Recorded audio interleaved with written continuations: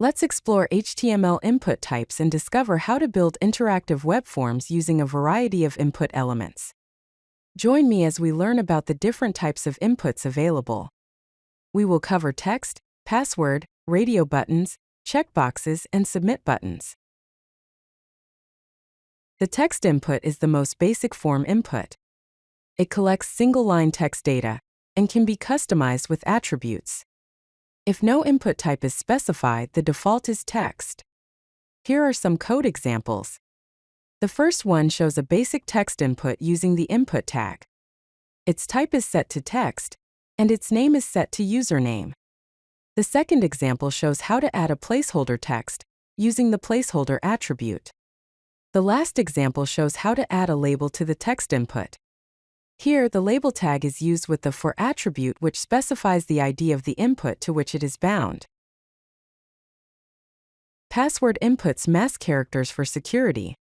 When a user enters text into a password field, characters are displayed as dots or asterisks. This prevents shoulder surfing. Password inputs can be enhanced with pattern validation, and you can use autocomplete with a value of new password for new passwords. Here are some code examples. The first one shows a basic password input. The type is set to password, and the name is set to password. The second example shows how to enforce a minimum length for the password using the min-length attribute.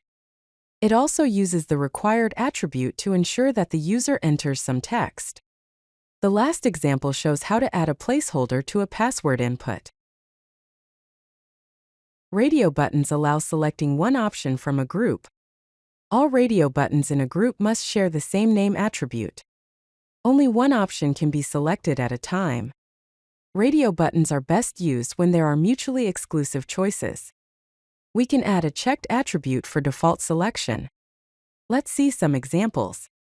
In this example, the radio button group is created to allow the user to select their preferred contact method. The first radio button has the checked attribute set, so it will be selected by default. Note that both the radio buttons have the same name. Checkboxes allow selecting multiple options. Checkboxes can be toggled on and off. Multiple checkboxes with the same name create a group. Each checkbox can be selected independently. The checked attribute can be used for default selection. These are perfect for select all that apply scenarios. Here is an example. In this example, a checkbox group is created to allow the user to select their interests.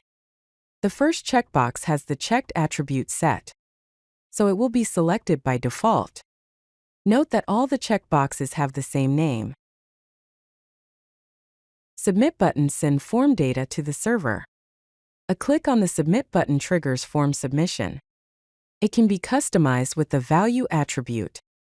It is typically placed at the end of a form and can be styled with cascading style sheets for better visual appeal. Submit input can be used as an alternative to a button tag with the type attribute set to submit. Let us see some examples. In this example, we create a form tag with the action attribute set to /submit and the method attribute set to post. Inside the form, we add a submit input with the value attribute set to submit form. In the second example, we show how to add cascading style sheets class to the submit button so that it can be styled using cascading style sheets. Let's explore the number and range input types. First, the number input allows users to enter numerical values with built-in validation and increment controls. The range input creates a slider control for selecting a value from a range of numbers. Here are some examples.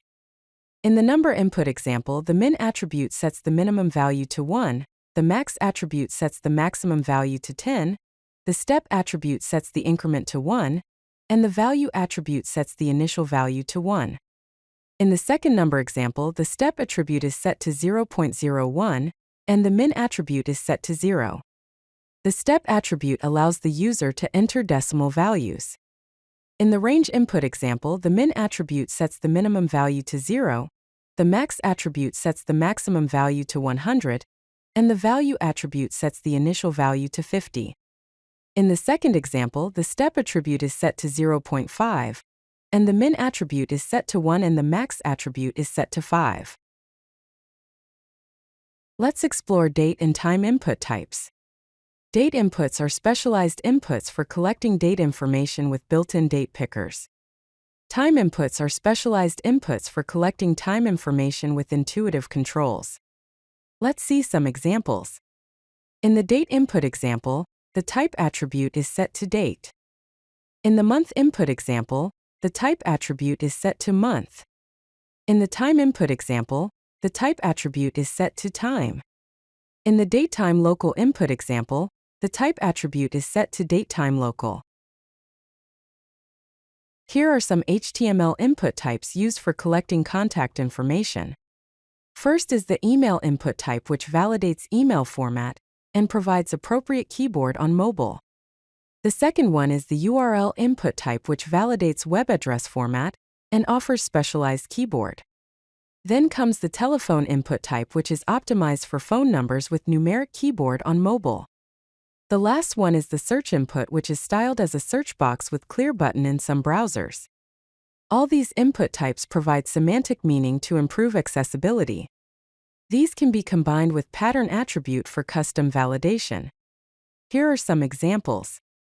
The first example shows the email input type with the required attribute set. The second example shows the URL input type. The third example shows the telephone input type with a pattern attribute to validate the format. Here are some common input attributes to enhance the functionality of HTML input types.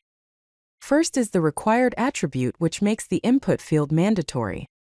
Then there is the placeholder attribute, which provides hint text that disappears on focus. There is also the disabled attribute, which makes the input non-editable and grayed out. The read-only attribute makes the input non-editable, but keeps the normal styling. Lastly, the autofocus attribute automatically focuses this input when the page loads. Here are some more attributes. There is the pattern attribute, which allows a regular expression pattern for validation. The min and max attributes specify the minimum and maximum values. The min length and max length attributes specify the minimum and maximum text length. The autocomplete attribute controls browser autocomplete behavior. Lastly, the form attribute associates an input with a form outside its hierarchy.